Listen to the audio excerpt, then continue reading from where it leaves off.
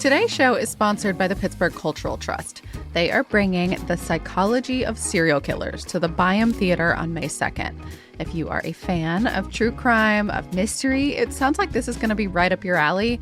The Psychology of Serial Killers is a live true crime event led by a clinical psychologist, Dr. Rachel Tolles. She's diving into the minds of some of the world's most infamous serial killers right there on stage with you. So get some answers and your tickets right now at trustarts.org.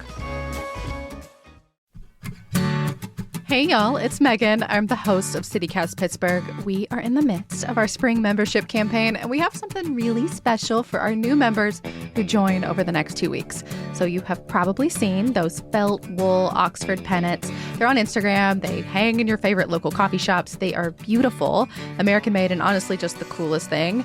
This spring, they made one just for us, for Pittsburgh, as a celebration of everything that we love about living here.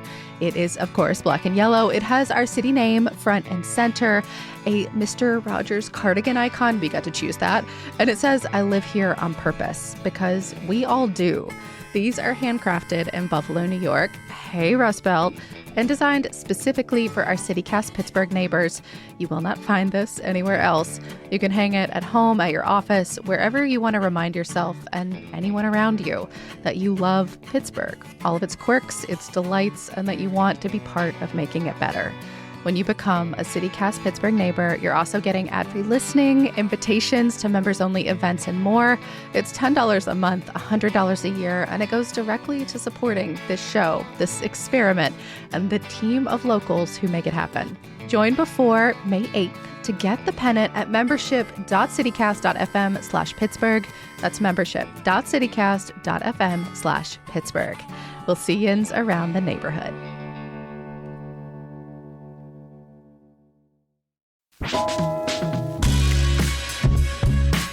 This is CityCast Pittsburgh. I'm Megan Harris, and here's what Pittsburgh's talking about. Virginia, Jeremy, what is villainy to you? What does it mean to be villainous? I think it's just whenever you get on the wrong side of a Pittsburgher, and if you insult our city when it's not called for. If it's called for, I think Pittsburghers can get on board. And they're like, yeah, we deserve that one. But when it's not, that's some Pittsburgh villainy there.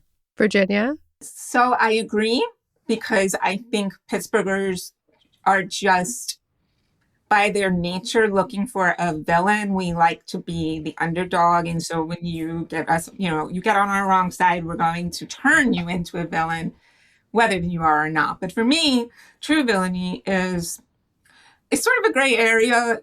I think it has murky borders, but the real definition for me is, are you knowingly and intentionally hurting someone with deceit and lies for self-gain? That is what it is to me, where I'll really be like, you're a villain. Okay. Yeah. I like that it's a combo of personal take, but also objective assholery. That's the technical term. I'm very excited. Today, we are going to be talking about villains with writer and author Virginia Montanez, and also debuting my husband, Jeremy Boren, who has been a political reporter and editor in Pittsburgh for 15, 20 years in our region. Formerly, yes. Formerly, yes. But you know a lot about the period that we're talking about today. And that's why I put this out to both of you, that I wanted to talk about villains, our most villainous people over the last 20, 25 years, because y'all both have the receipts. So before we get into that, I want to talk to our listeners first about how you can become a CityCast Pittsburgh neighbor. Today is the first day of our spring membership campaign. It's a good time to become a neighbor. Jeremy, my husband, is actually a founding member. He loves CityCast so much that he gives a tiny piece of our household income back to my employer. Well, not only that, I think if you've done something to wrong Pittsburghers or Pittsburgh, become a member, and that can get you some good karma back really quick. That was good. I want to say this. I'm not a subscriber. That's terrible. As many times as I've been on the podcast, and as much of a cheerleader I am, I'm lazy. It's absolutely what it is. So I will commit, when I get off of this call, to subscribing, and that I will let people know I'm doing it, and I will beg them to do it. So yeah, shame on me. I'm a villain here. Really, I'm embarrassed. I didn't have bullying Virginia on my bingo card, but thank you. Wow. A real-time conversion. See, and if you join like Virginia and like Jeremy, you get access to members-only events. You can hang out with us in person on purpose. Now that the weather's nice, we'll probably be doing some outdoorsy stuff. We're really into volunteerism for 2026, but we like to get y'all some behind-the-scenes stuff too, either free or discounted. We want to make sure that you're able to build community because that's what Yins all need, what we all need right now.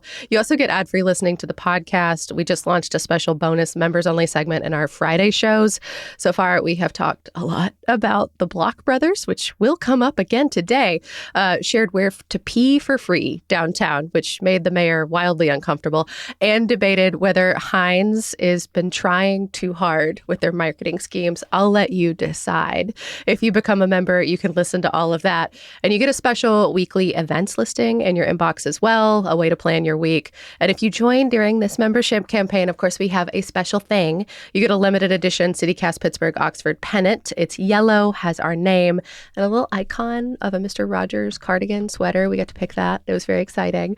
And it says, I live here on purpose, because we all do. And I think it's nice to say like out loud that like this is not just an accident that I landed here in Pittsburgh. That's such a Pittsburgh thing to say. I live here on purpose. Yeah, I mean to be here. I love that. Do you guys remember when Carl Kurlander was on Oprah and he said he lived in Pittsburgh and Oprah Winfrey was like, Pittsburgh? Like you live there on purpose? That's the thing. Is it an Oprah quote? Is it? It is. I mean, this cannot be a fake memory. I know this happened. We're going to fact check Virginia, but even if it's not Oprah, and I trust you that it is, I feel like that's the thing. Like it's always with this semi-insulting tone of surprise. Like, what do you mean Pittsburgh? Like, and that's the thing. We are constantly trying to come around to bring people around to this. Like, it's not a surprise that Pittsburgh's actually low-key great. Maybe the low-key part can start to go away. So you can join the neighborhood. You can be part of this idea that we are here on purpose. You can cheerlead and also complain right alongside us. For just $10 a month or $100 a year, you get all those great perks and hopefully ensure that CityCast Pittsburgh is also around for the long haul. Keep us in business so we can keep doing things like this, informing you about our history, how things got the way they are, and fussing along the way. We love to yassify the news for yins.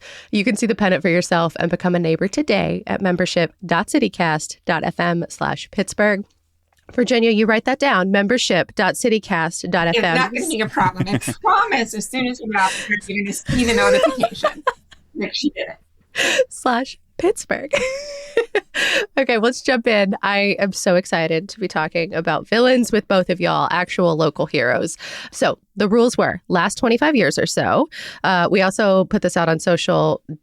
Dang, y'all did not disappoint. It could be a person, a group of people, an entity, someone we hate but shouldn't, or someone we should hate but somehow don't. So the rules are loose as long as you're ready to defend your answers. So let's get into it with the institutional villains. So these are the folks with the power, the money, and the ones who do harm. They messed with the city. They messed with us. So let's badmouth them ourselves. I'm kicking it off with UPMC, and we got several submissions specifically for Jeffrey Romoff, their former CEO. Did they give a reason? So for some of these, I did ask for follow-up, like what specifically poisoned you for this person or this group. But some of them, it was like, no, they just generally suck. So for each of these, how about we do it this way? Y'all say yes, villain, no villain, and why or why not. I would say on the UPMC part, I don't know what specifically, made people upset, but I know there's been this long-running discussion as to whether or not UPMC and other nonprofit agencies, right, should be paying, more towards city services because they own huge tracts of untaxed land as a nonprofit. And, I guess as a CEO, you just get a lot of the flack for that discussion. And, even in my reporting days in the early aughts, they were talking about how much that contribution should be, how, regular it should be, should it be paying for like the operations of the city, or should it be paying for, specific projects or capital goods? And I think the positive part is that, now there is an agreement, right, under this most recent administration. But for so little money. It took a long time, but in the meantime, I mean, UPMC and other agencies contributed a lot of money to things like the Pittsburgh Promise, which I think has had a huge impact, positive impact on the city. So I don't think I can get on board with the commenter on that specifically. Yeah, absolutely. Jeremy's going not a villain. Y'all don't come Yeah. for me. I'm married to him. I'm not the same person as him. I'm kind of going back and forth on this. I think that I'm going to agree on the not a villain thing, even though I'm well known for writing specifically where they've gone wrong, agreeing on the tax exempt stuff. But keeping in mind, okay, so they're not paying taxes and they're known for paying low wages enough to the point that at one point they opened a food bank for their employees. There's a disconnect here. Something is off. And when they were approached by the local media about it, their response was, no good deed goes unpunished. That's way too reductive of what was happening here. What's happening is you're tax exempt, you own huge swaths of real estate, you're making billions in revenue, and some of your employees can't feed themselves. So that's villainous behavior to me. But Pittsburgh, without UPMC in general, we need them. They've done great good for the city, pulling us out, bringing us into this new renaissance, so to speak. So they do villainous things, but I don't know that they should be considered one big villain. I'm going to be honest. I did not see this level of nuance coming right out of the gate. Well, I think as writers, we're sort of doomed to consider all the gray areas and overlapping realities. That's why I tell people to listen to our shows, because Right. we try to give you the context and you can decide. I'm just surprised at both of you. Let's move on to another one. U.S. Steel. Not a villain. I think I'm going to spend this whole show just jumping out of my skin. It's just I'm a historian, and I could definitely see where they harm the environment. And again, I'm going to say it's just like UPMC. They do villainous things. Some of the pollution aspects. God, this is a really hard one because I know, once again, it's one of those things where Pittsburgh isn't Pittsburgh without them. So on the whole, as a historian, it's really good we have them. Not a villain, but doing villainous things based on how they're polluting and causing cancer in certain neighborhoods. Ooh, that's a toughie. I would point out, Virginia, this is only villainy for the last 25 years. So if you remove their history in building Pittsburgh, have they been a villain since the year 2000? Ugh. I'm shutting up now. Jeremy, go. I can't help out with you, U.S. Steel.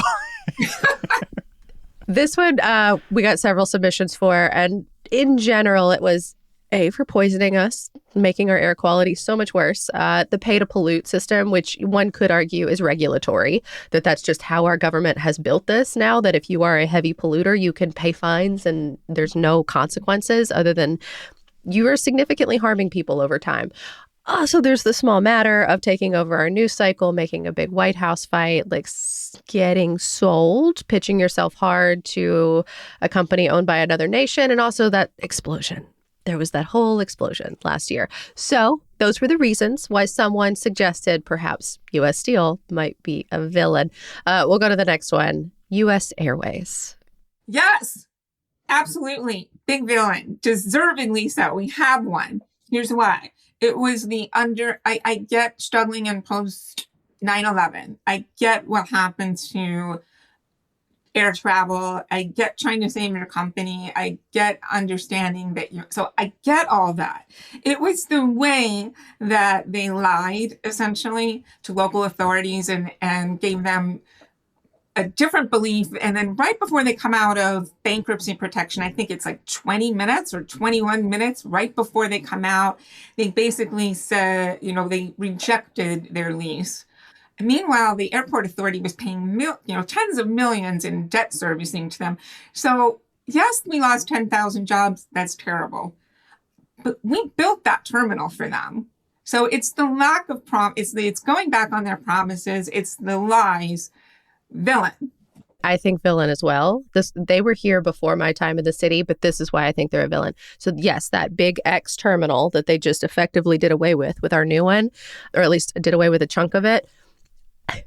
Part of how it was built and why our bags took so long to get to us is because the conveyor prioritized U.S. Air, and it went all the way around the entire outline of that X as if it was like a font styling with the black box behind it. It took forever, and we all had to live with that for 25 years until they just fixed it.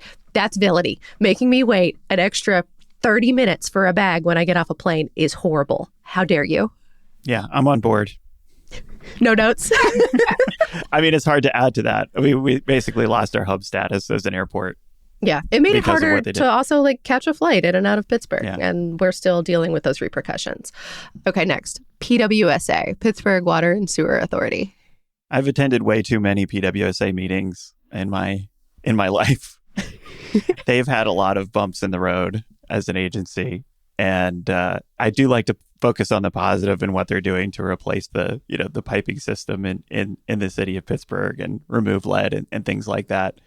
I don't know that one agency can be boiled down to villain or no. They've had a time with some of the administrators in the past who made some really bad choices. The one that comes to mind is they, for a time, had the head administrator there was basically running a company that provided the insurance for if your pipe breaks in front of your house, you can get insurance for that. And he had a piece of a company that would do that kind of work. And that's just not cool. That's a huge conflict of interest. Can't have that.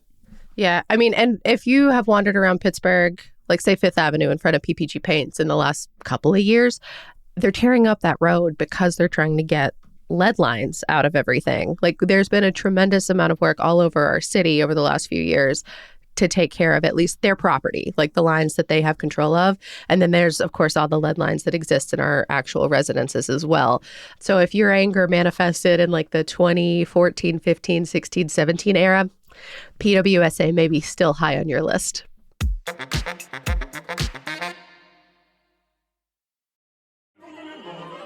Today's podcast is sponsored by the Pittsburgh Opera. A lot of us think of opera as really dramatic stories focused on tragic love, and they can totally be like that. But opera can also be ridiculous and fun, and that is exactly what to expect from their next show. The Pittsburgh Opera is presenting Verdi's Falstaff. If you have not seen it, Falstaff is considered one of the best-known comedic operas of all time. The music really matches the mischief. It's based on The Merry Wives of Windsor by William Shakespeare, and you're going to follow Sir John Falstaff's attempts to woo 3 women with identical love letters. Honestly, I think Falstaff would have loved online dating. The show runs April 28th to May 3rd, and each performance has English subtitles projected above the stage. So you're always going to know what's going on, though I have been to their shows like this. The performers do such a great job of depicting the action. If you look away, you're still going to know what's up. You have 3 chances to catch the show, April 28th, May 1st, and May 3rd. And a big bonus for that May 3rd matinee, the Pittsburgh Opera is providing free childcare. Such a game changer. Tickets to Falstaff start at just $20 with all kinds of discounts for kids, teens, students, seniors, military service members, and more. You can learn more at pittsburghopera.org/citycast. Pittsburgh Opera, where can we take you? Today's show is brought to you by City Theater and their production of Hedwig and the Angry Inch. This Tony Award-winning musical follows the life, loves, and heartbreaks of the legendary Hedwig, an East German rock and roll goddess.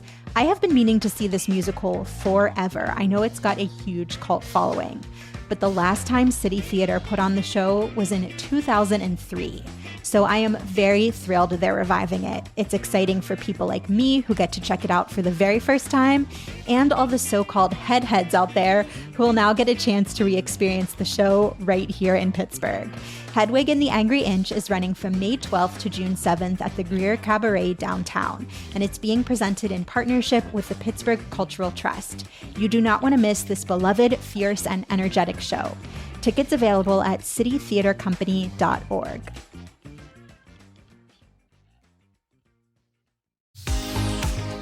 CityCast Pittsburgh is sponsored today by Window Nation. If you're a regular CityCast Pittsburgh listener, then you know we have been absolutely delighted by Pittsburgh spring. It is so nice to see the trees turn green, get that afternoon breeze. It's been such a long winter.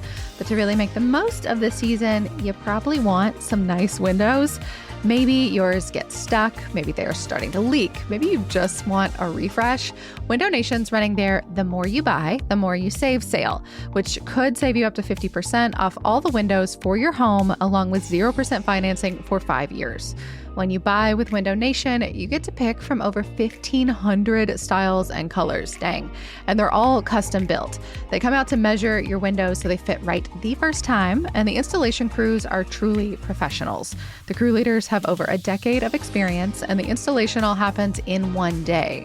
And if anything does end up going wrong, you are protected with a lifetime warranty. So hurry, the sale ends soon. Schedule a fast, free consultation now at windownation.com. The next one, JR and Alan Block, who we are about to say goodbye to in the city of Pittsburgh. Virginia's eyes are huge. You've been writing a lot about the Block brothers over the years, the almost former owners of the Pittsburgh Post-Gazette. I had to take a deep breath before I launch into this one. Oh, it's so well known how much I just despise this family. And I don't really you've heard me. I come to terms with UPMC. This is just a family that doesn't care about destroying a local legacy. And it's all out there. Google my name in the blocks and it's all out there. Everything I've ever written about this family, but 100% villains. I hope they leave the city and I hope they never come back. Are they even based here? Like, I know one had a home here, but I didn't know if they actually lived here full time. I don't want to be giving out addresses. Yeah, we're not doxing, but we are. Have residences. Some of them have residences here, I believe, to this day. Yeah, and the Block family did live in the Pittsburgh region, but they typically split their time with Toledo, Ohio, because that's where their other major paper is. But we're almost there. We're almost there, y'all. We're almost to the end of the line. There's going to be a new ownership in town. The Post-Gazette's becoming a nonprofit, so we will be done with them. Another one, I was so fascinated to see this one hit the inbox, but a couple of people did suggest Steven Zappala is one of Pittsburgh's biggest villains. He's still the district attorney. I'm not going near Steven Zappala. or as we always had to write, Stephen J. Zappala Jr. That's true. You gotta give him his flowers on that one. I will just point out his memo about Milton Rayford. The lawyer, where he essentially put out a memo saying we will not do plea deals with any of his clients because he didn't like that Milton was advocating for criminal justice reform. And he tried to backpedal on that memo, but to me, that was one very big moment of villainy for him, kind of beyond the pale for anything else that he's done. I think that the reason people put him on the list, though, is he kind of gives that, I don't know, mob boss energy a little bit. I hope this does not come back to bite me. I'm just saying that's why I think that's what people associate him with. And I think they're also mad about the write-in campaign after he lost the primary. Yeah, he lost his Democratic primary and wrote in as a Republican and won there instead. He's been an incumbent for 20 in office for over 20 years, I believe. And actually, voters are going to decide this November if that's a thing that can keep happening. If our elected county officials should have term limits that would prevent them from serving for so long. So it would be 3 consecutive 4-year terms. If that ballot measure passes, Zappala could be out of office. It's not clear yet. We're not sure the details of when these limits would start or if folks like him would be grandfathered in. I think it's really hard to be broadly popular as a district attorney in any county as well. I don't know. I would argue that the Philly DA at least plays the personality politics a little bit more. Steven Zappala kind of famously kind of shirks, at least these days, the camera. He doesn't like being seen, which is ironic considering he's put up a system of cameras all over Allegheny County and won't tell you where any of them are.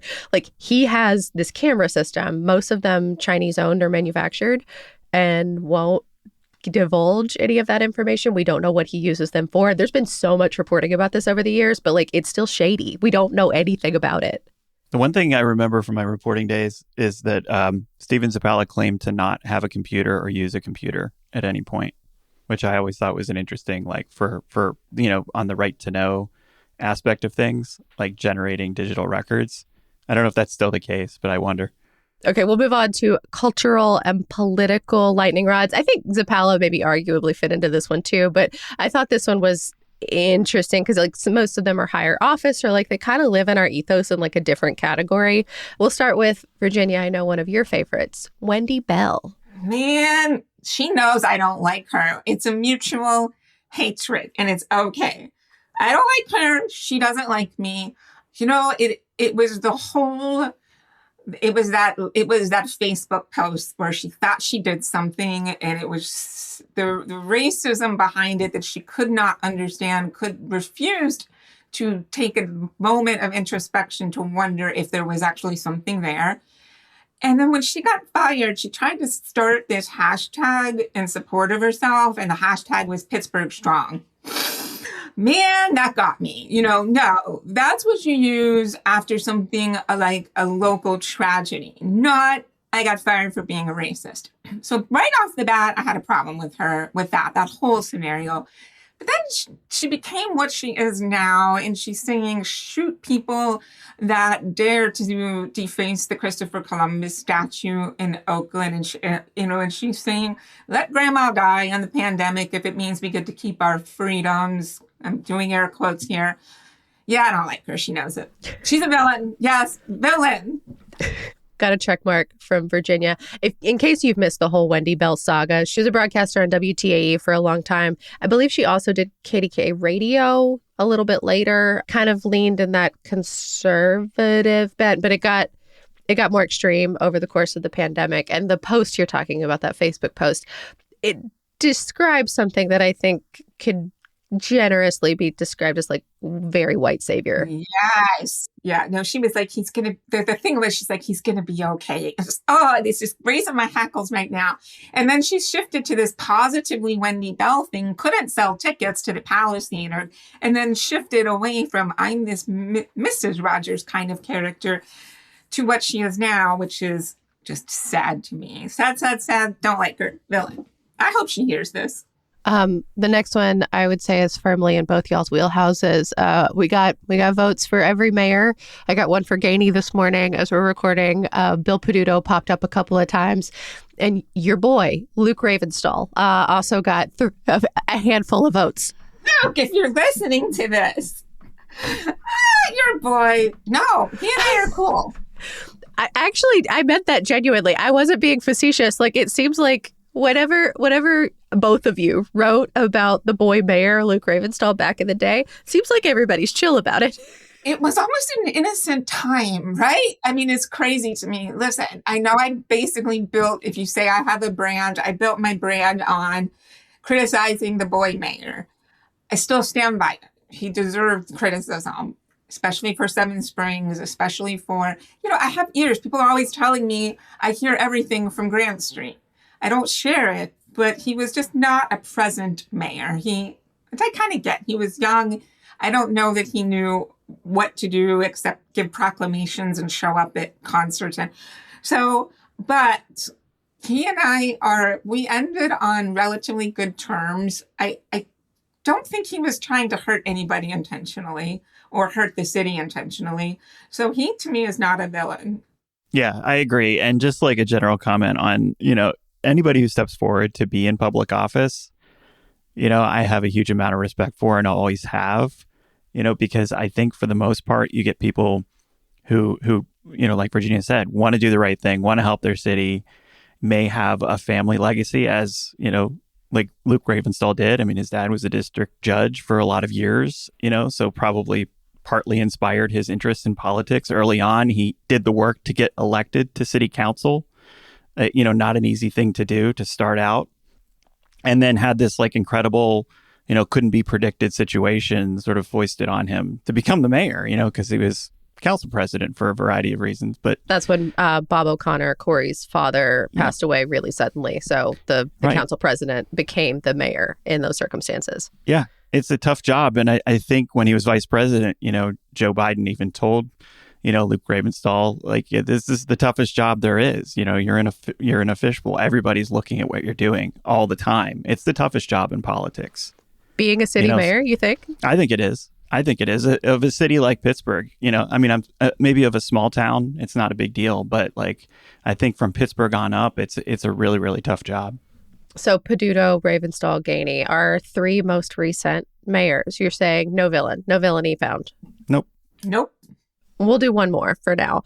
This one sent me, y'all. I think the direct quote I got was, "I think more Pittsburghers need to turn on Pat McAfee." Agree. Sports broadcaster, podcaster? Yeah, but he's problematic. He's problematic. I do think, problematic, such a big wide word, but I don't get it. I don't understand why we aren't more questioning who he platforms at times. He was platforming Aaron Rodgers with some of his questionable opinions on things. I just think that I don't love this whole sports bro culture, honestly. So that's probably why I'm immediately like, I don't get it. Yeah, it's just not my style, and he just sort of talks continuously at you on his podcast or on TV. And I don't know, like, I happened to be in a barbershop the other day, and like, he was on and they were talking about like some MLB event, and it just felt like it was completely like a sponsored segment. I don't even know if it was or not, but it just didn't seem like even something that people were, that fascinated by. But yeah, it's just not, it doesn't interest me. The whole thing with the one college student where he was basically platforming these weird lies that she was having an affair with her boyfriend's husband or something. And this is just a normal person. She wasn't like some famous athlete, just a student. And he basically helped ruin her life for a bit. And his apology was lacking, and he never could just say I. It was always we, maybe we missed the mark. He never really took ownership of what he did to her personally. So yeah, and I got a lot of reasons I'm not like real on board the Pat McAfee train. What do y'all make of the argument that like folks like that with an enormous platform, because he does have that, can bring attention to Pittsburgh, like hosting these big events where Mr. Beast comes and gives away money, like being able to genuinely break news, like because people like Aaron Rodgers will talk to him when he's avoiding everyone else. Like, where do you draw the line between like not all attention is good attention, I guess? It's hard because it's just like he happens to be from here, but he's already a success. So I don't think like platforming weird people is really adding that much, to what he's saying. Like, you can just, like, he already has an audience. He already has the success, so like focus on like what's actually important, which is in his case, the sports, the Steelers. I think without the clickbait, though, like nobody listens to him. You can get sports news anywhere. It's the clickbait of it all that like keeps his audience where they are. Maybe. Yeah, I don't know. Like, what do we get from that? So what Pittsburgh is? But I mean, if you listen to city leadership at the moment, they're like, that's a big thing. Like Corey O'Connor says, we want Pittsburgh on people's lips. We want people talking about it. That is a form of talking. I feel like it's beyond, like, it's time we stop thinking that way. Like, we have this weird inferiority complex, and it's ridiculous. We do not, yes, we're a little city. Yes, we need population growth, but we're awesome. And I'm not just saying that because I'm a cheerleader, but like, it's genuinely affordable. It's beautiful. We try to keep it clean. We try to do what's right. Why are we always like, oh, but they're talking about Pittsburgh? Who cares? I don't care. What is Pat McAfee doing for Pittsburgh? In 10 years, we're going to be like, oh my God, imagine if we didn't have him. I just don't see it. Well, if you've been listening to this and you're like, wait, there's way worse people, I agree with you. There are more villains in play here. We got so many more submissions, but we've been talking a while. So I think we're going to call it here. In one in particular, yes, we will discuss Bob Nutting. Stay tuned for the next one. I don't want anybody to hear this and be like, where was the main one? Trust, people do agree with you. I think we're going to do part 2 another day. What do you say? That sounds good. Awesome. Yes. So one more time, if you want to get that pennant, want to become a CityCast Pittsburgh neighbor, want to be able to hear about maybe a few of the things that we couldn't fully include here that we're probably going to put in a bonus segment in our upcoming Friday shows, definitely make sure you are subscribed. You can get our ad-free feed. You can hang out with us in person. You can be a part of the neighborhood, all by investing in CityCast and the neighborhood that we're trying to build here. All the details are at membership.citycast.fm/Pittsburgh. That is all for today here on CityCast Pittsburgh. Last time, I swear, you can find the details to join us, $10 a month or $100 a year, by going to membership.citycast.fm/Pittsburgh. It'll get you that super cool pennant. Virginia did as she promised. She signed up. So thank you to Virginia M. for becoming our newest CityCast Pittsburgh neighbor. We'll have the link in our show notes to make it easy for you, and we'll be back tomorrow with more from around the city. We'll talk to you soon.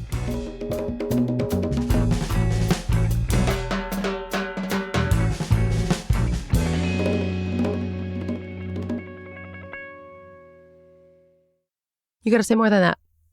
I can bully you.